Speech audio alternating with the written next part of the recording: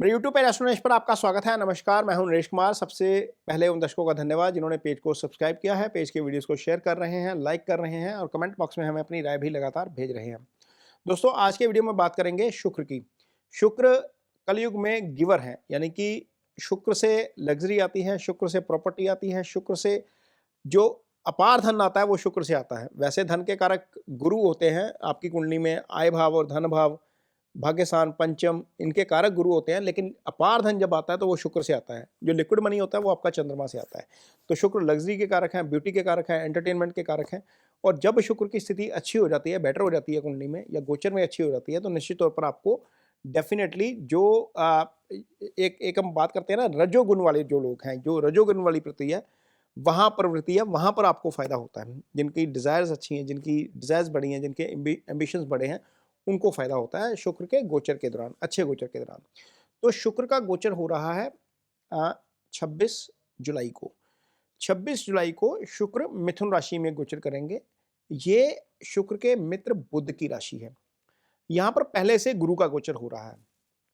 अब यहाँ पर गुरु और शुक्र एक साथ हो जाएंगे। ये 20 अगस्त तक रहेगा ये गोचर, उसके बाद शुक्र आगे मूव कर जाएंगे।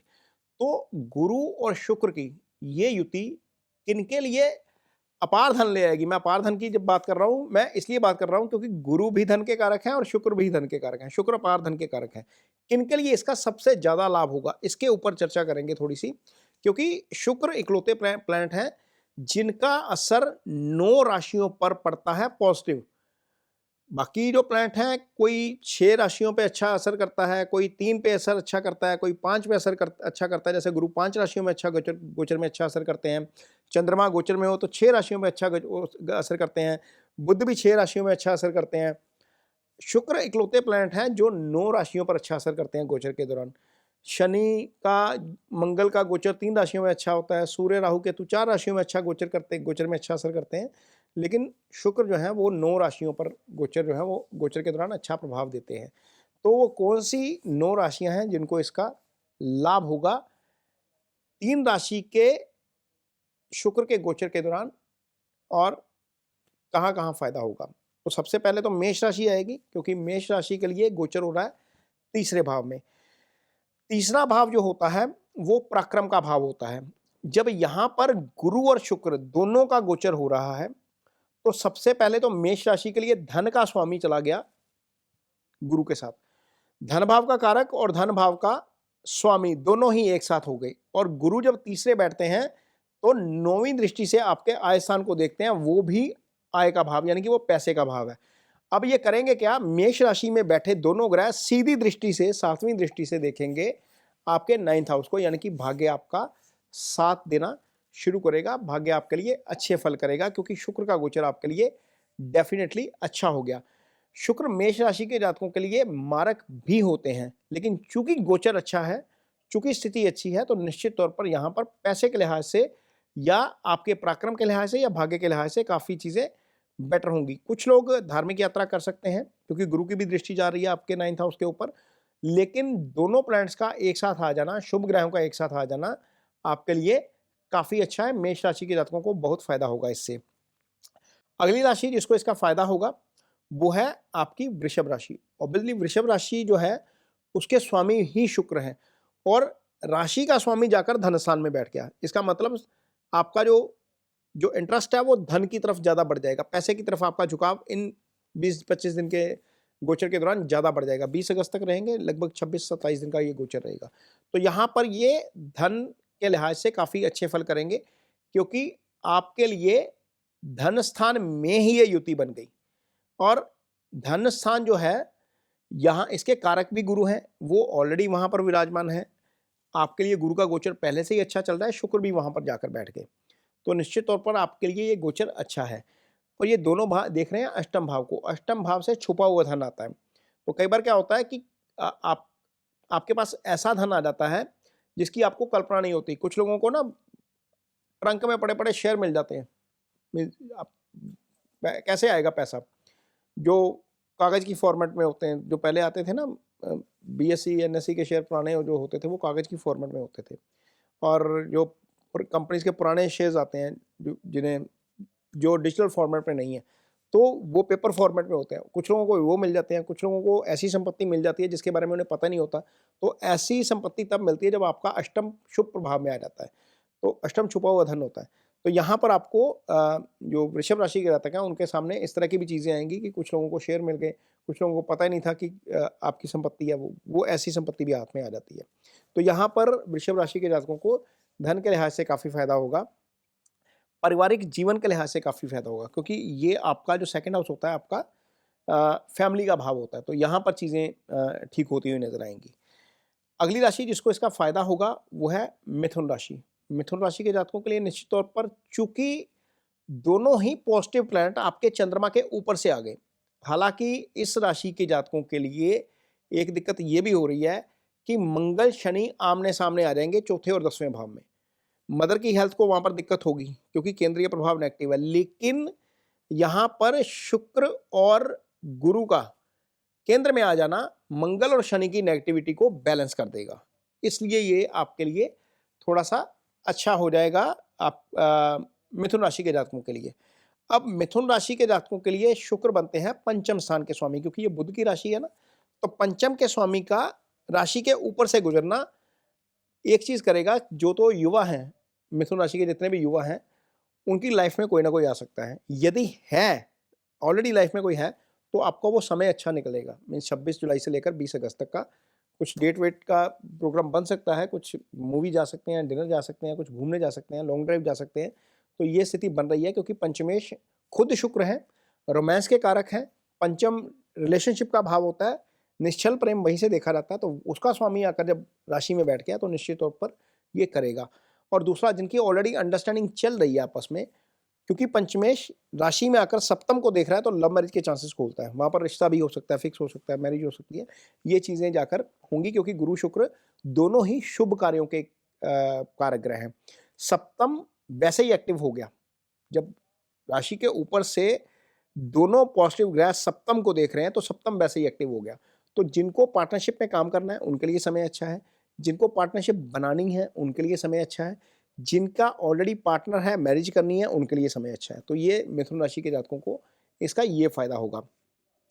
कर्क राशि के जातकों के लिए ये युति बनेगी 12वें भाव में। 12वें भाव का गुरु का गोचर अच्छा नहीं है, लेकिन 12वें का दोष शुक्र को नहीं लगता। तो यहाँ पर शुक्र 12 जाकर भी आपके लिए अच्छा कर जाएंगे। ये स्थिति आपके लिए अच्छी हो जाएगी क्योंकि यहाँ पर शुक्र का गोचर अच्छा है। शुक्र कर्क राशि के जातकों के लिए 11वें के स्वामी होते हैं। इसके साथ साथ वो 4th हाउस के भी लॉर्ड है। तो 4th हाउस के लॉर्ड का 12 में जाकर बैठना, यानी कि जो 4th हाउस का ट्रायंगल होता है ना, उसके ट्रायंगल में आते हैं 12 और अष्टम भाव। यहाँ पर चौथे भाव के स्वामी का शुभ स्थिति में जाना आपके लिए एसेट क्रिएशन करवा सकता है। किसी का कार लेने का प्लान बन सकता है, किसी का मकान लेने का, प्लॉट लेने का, दुकान लेने का, कुछ ना कुछ एसेट या प्रॉपर्टी से संबंधित चीज़ों में जो है वो चीज़ें थोड़ी सी अच्छी हो सकती हैं। कारण यह है कि 4th हाउस का लॉर्ड एक तो गुरु के साथ बैठ गया, एक अपने भाव से 9th हाउस में बैठ गया। बैठा तो 12वें में है जाकर, लेकिन 12वें का चूंकि उसको दोष नहीं लगता, वो बैठ गया 12वें भाव में। तो निश्चित तौर पर आपके लिए वो अच्छा हो जाएगा। यहाँ पर प्रॉपर्टी से रिलेटेड चीज़ों का सिलसिला चलना चाहिए, आय से रिलेटेड चीज़ें थोड़ी सी अच्छी होनी चाहिए। जिनका काम विदेश से जुड़ा हुआ है वहाँ पर भी चीज़ें आपको बेटर होती हुई नज़र आएंगी। जिनका इनकम सोर्स विदेश से है, कुछ एक्सपोर्ट का काम करते हैं, इम्पोर्ट का काम करते हैं, कुछ लोगों का काम एमएनसीज में है, तो वहाँ पर चीज़ें थोड़ी सी बेटर होती हुई नजर आएंगी कर्क राशि के जातकों के लिए इस गोचर के दौरान, इस युति के दौरान। ये शुभ युति है, तो यहाँ पर चीज़ें थोड़ी सी बेटर हो जाएंगी। अगली राशि जिसको इसका फायदा होगा वो है निश्चित तौर पर सिंह राशि। सिंह राशि के जातकों के लिए ये गोचर होगा 11वें भाव में। 11वें का शुक्र बहुत अच्छा फल करता है क्योंकि 11वां आय का भाव है, और यहाँ पर शुक्र दशम का स्वामी होकर 11 बैठा है, यानी कि कर्म स्थान का स्वामी 11 में बैठ गया, जाकर गुरु के साथ बैठ गया। गुरु आपके लिए जो है, गुरु 11वें के कारक भी होते हैं और 11 बैठकर अच्छा फल करते हैं। सिंह राशि के जातकों के लिए वैसे ही गुरु का गोचर 11 हो रहा है, तो 11 आपके लिए ये एक अच्छी स्थिति है। एक सिंह राशि के जातकों के लिए जो तुला राशि है वो तीसरे भाव में आ जाएगी। इसका मतलब यह है कि पराक्रम में वृद्धि कर देंगे यहाँ पर शुक्र, तो यहाँ पर चीज़ें अच्छी हो जाएंगी। यहाँ पर आपको डेफिनेटली इसका फायदा ज़रूर मिलेगा। और चूंकि शुक्र अच्छे गोचर में है, 11वें भाव में है, ये आपको प्रमोशन भी दिला सकते हैं, सामाजिक प्रतिष्ठा बढ़ेगी। दो शुभ ग्रहों का पंचम को एक्टिव करना सीधा इजी गेन्स भी दिलाएगा। जो लोग स्टॉक मार्केट में काम करते हैं वहाँ पर उनको डेफिनेटली फायदा होता हुआ नजर आएगा। जिनके यहाँ पर संतान आने वाली है उनके लिए बहुत अच्छा है, क्योंकि दोनों ही शुभ प्लैनेट पंचम को देख रहे हैं, और जब दोनों शुभ प्लैनेट पंचम को देखते हैं तो निश्चित तौर पर संतान की डिलीवरी में कोई समस्या नहीं आती। और एक और चीज़, जिनकी लाइफ में कोई नहीं है, सिंह राशि के ऐसे भी जातक होंगे जो युवा होंगे जिनकी लाइफ में कोई नहीं है, उनके लिए पंचम भी एक्टिव है, सप्तम भी एक्टिव है। तो पंचम से तो देखिए कोई पार्टनर आता है, निश्चल प्रेम का भाव होता है ये, तो ये अच्छा है, क्योंकि एक्टिव हो गया तो कोई ना कोई लाइफ में आ सकता है। यदि ऑलरेडी लाइफ में है तो उसके साथ अच्छा समय बिताने का मौका मिल सकता है 26 जुलाई से लेकर 20 अगस्त, क्योंकि गुरु सप्तम को एक्टिव कर रहे हैं। यदि ऑलरेडी कोई है तो शादी भी हो सकती है। तो ये पंचम और सप्तम शुभ प्लैनेट्स ने एक्टिव किया है। जो लोग स्टडी कर रहे हैं उनके लिए पंचम का एक्टिव होना अच्छा है, क्योंकि पंचम जो है वो आपकी हायर एजुकेशन का भी भाव होता है। तो निश्चित तौर पर सिंह राशि के जातकों को ये चीज़ें देखने को मिलेंगी इस गोचर के दौरान। अगली राशि जिसको इसका फायदा होगा वो है तुला राशि। कन्या राशि के जातकों को के लिए ये अच्छा नहीं है। तुला राशि के जातकों के लिए अच्छा रहेगा, क्योंकि तुला राशि के जातकों के लिए राशि के स्वामी का भाग्य स्थान में चले जाना और गुरु के साथ चले जाना, हालांकि गुरु और शुक्र आपस में मित्र नहीं है, लेकिन चूंकि राशि का स्वामी भाग्य स्थान में चला गया, गुरु के साथ चला गया, तीसरे भाव को दोनों प्लैनेट देखेंगे तो पराक्रम में ये वृद्धि करवाने का काम करेगा। सबसे पहले तो आपके पराक्रम में वृद्धि होगी। तो निश्चित तौर पर यदि पराक्रम में वृद्धि हो रही है तो आपको इसका फायदा होगा। अष्टम भाव से संबंधित चीज़ें जो पॉजिटिव होती हैं, रिसर्च से जुड़ा हुआ काम होता है, हिडन मनी जो होता है वो आपको डेफिनेटली यहाँ से मिलता है। तो अष्टम भाव के अच्छे रिजल्ट मिलेंगे। जो लोग, जो स्टूडेंट रिसर्च से जुड़ा हुआ काम करते हैं, मेडिकल की रिसर्च हो, साइंस की हो, कुछ भी हो, उनको इसका फायदा होगा। दूसरा, आपके लिए चूंकि राशि का स्वामी अच्छे प्रभाव में है, भाग्यस्थान में है, तो भाग्य आपका साथ देता हुआ नजर आएगा। धार्मिक यात्रा आपकी हो सकती है इस दौरान, ये आपके लिए अच्छा हो जाएगा। अगली राशि जिसके लिए ये गोचर अच्छा है वो है वृश्चिक राशि। ये मंगल की राशि है, लेकिन शुक्र को अष्टम में जाने का भी दोष नहीं लगता। तो निश्चित तौर पर यहाँ पर बैठकर शुक्र जो है वो सीधी दृष्टि से धन भाव को देखेंगे तो धन में वृद्धि कर सकते हैं। गुरु ऑलरेडी यहाँ पर विराजमान है। हालांकि गुरु का अष्टम का गोचर अच्छा नहीं होता, लेकिन चूंकि गुरु यहाँ पर बैठकर धन भाव को देख रहे हैं तो निश्चित तौर पर धन भाव, फैमिली वाला कुटुंब भाव, ये दोनों ही एक्टिव हैं शुभ ग्रहों के द्वारा। तो यहाँ पर ये चीज़ें आपके लिए बेटर होती हुई नजर आएंगी। पैसे के मामले में वृश्चिक राशि के जातकों के लिए ये गोचर बहुत अच्छा है। जो लोग विदेश यात्रा करना चाहते हैं उनके लिए भी ये गोचर अच्छा हो जाएगा, क्योंकि वृश्चिक राशि के जातकों के लिए 12वें भाव के स्वामी का अष्टम में जाकर गुरु के साथ बैठना, जो गुरु दृष्टि दे रहे हैं 5वीं 12वें भाव को, ये एक तरीके से विदेश यात्रा के लिए अच्छा हो जाएगा, विदेश से जुड़े बिजनेस के लिए अच्छा हो जाएगा। तो यहाँ पर वृश्चिक राशि के जातकों के लिए भी गोचर डेफिनेटली अच्छा होने जा रहा है। आगे जो आएगी धनु राशि, उसके लिए ये गोचर सप्तम में होगा, ये गोचर अच्छा नहीं है। उसके बाद मकर राशि आती है, उसके लिए गोचर छठे में होगा, ये गोचर अच्छा नहीं है। उसके बाद आएगी आपकी कुंभ राशि। कुंभ राशि के लिए ये गोचर डेफिनेटली अच्छा है। अब कुंभ राशि एक ऐसी राशि है जिसके लिए शुक्र योगा कारक ग्रह हो जाते हैं, क्योंकि कुंभ राशि के जातकों के लिए जो 7 राशि होती है, तुला राशि होती है, वो भाग्यस्थान में आती है, शुक्र की तुला राशि होती है। और जो 2 राशि आती है यानी कि वृषभ राशि आती है, वो 4th हाउस में आ जाती है। 4th केंद्र का भाव है और जो 9th है वो त्रिकोण का भाव है। तो कुंभ राशि के जातकों के लिए योगा कारक ग्रह का शुभ गोचर में आ जाना, पंचम भाव में आकर बैठ जाना, निश्चित तौर पर बहुत अच्छे फल करेगा। पंचम स्थान में बैठकर दोनों ग्रह सीधी 11वें भाव को दृष्टि दे रहे हैं।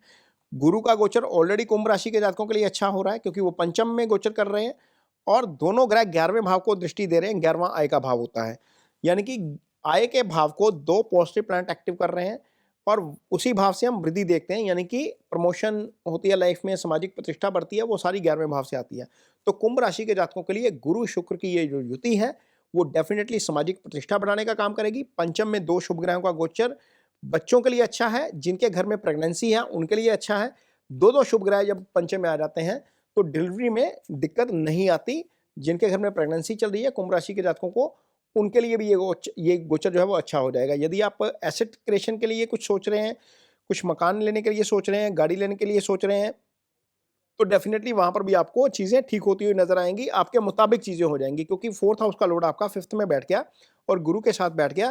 तो प्रॉपर्टी से संबंधित केसों में, मामलों में, या फिर आपके यदि कोई कार लेनी है, कुछ नई एसेट क्रिएट करनी है, तो वहाँ पर भी समय जो है वो आपके लिए ठीक है। अगली राशि जिसको इसका फायदा होगा वो है मीन राशि। मीन राशि के जातकों के लिए ये गोचर होगा 4th हाउस में। 4th हाउस जो होता है वो आपका जो होता है वो सुख स्थान होता है। यहाँ से मदर का विचार किया जाता है। तो मीन राशि के जातकों के लिए मदर से संबंधित खबर जो है वो अच्छी सुनने को मिल सकती है। हालाँकि मीन राशि के जातकों के लिए शनि मंगल आमने-सामने है। ये जो एक वीडियो में मैंने बताया भी है कि मंगल शनि आमने-सामने होने के कारण केंद्रीय प्रभाव नेगेटिव है, लेकिन यहाँ पर 2 शुभ ग्रहों का गोचर भी है। तो यहाँ पर दोनों शुभ ग्रह आपके दशम भाव को देखेंगे। तो दशम कारोबार से जुड़ा हुआ भाव होता है, दशम आपकी नौकरी होती है, दशम आपका कोई भी आप बिज़नेस करते हैं वो कर्म करते हैं वो दशम से आता है। तो ये शुभ प्रभाव में आने से कार्यस्थल पर आपका प्रभाव बढ़ेगा, कारोबार में वृद्धि होगी, धन में डेफ़िनेटली यहाँ पर वृद्धि करने का काम करेंगे, क्योंकि मीन राशि शुक्र की उच्च राशि होती है, उसके लिए शुक्र का 4th हाउस में आना वैसे ही अच्छा है। तो 4th हाउस से प्रॉपर्टी, रियल एस्टेट का भी विचार किया जाता है, आपकी एसेट क्रिएशन यहीं से आती है। तो इनसे इस मामलों में भी डेफ़िनेटली सफलता मिलती हुई नज़र आएगी, काम के मामले में भी सफलता मिलती हुई नज़र आएगी। आपका पराक्रम बढ़ेगा क्योंकि तीसरे भाव का स्वामी आपका अच्छी स्थिति में आ गया है। अष्टम का स्वामी 4th हाउस में बैठकर अष्टम को देख रहा है, तो रिसर्च से जुड़ा हुआ जो काम कर रहे हैं गुरु की दृष्टि अष्टम भाव के ऊपर है और अष्टमेश गुरु के साथ बैठ गया, तो वहाँ पर भी आपको अष्टम भाव से जो संबंधित फल है, वहाँ पर वृद्धि होती हुई नज़र आएगी। तो ये जो शुक्र का गोचर है और शुक्र की युति मैं रादर बोलूँगा, गुरु और शुक्र की मिथुन राशि में जो युति है, वो 9 राशियों के लिए डेफ़िनेटली काफ़ी अच्छा फल करके जाएगी। यदि आपकी कुंडली में शुक्र की स्थिति कमज़ोर है, आपका शुक्र सूर्य के साथ है, अस्त है, शुक्र राहु केतु एक्सिस में है, शुक्र शनि मंगल के प्रभाव में है या शुक्र अष्टम में पड़ा हुआ है, छठे में पड़ा हुआ है, तो डेफ़िनेटली आपको शुक्र की रेमेडीज़ ज़रूर करनी चाहिए।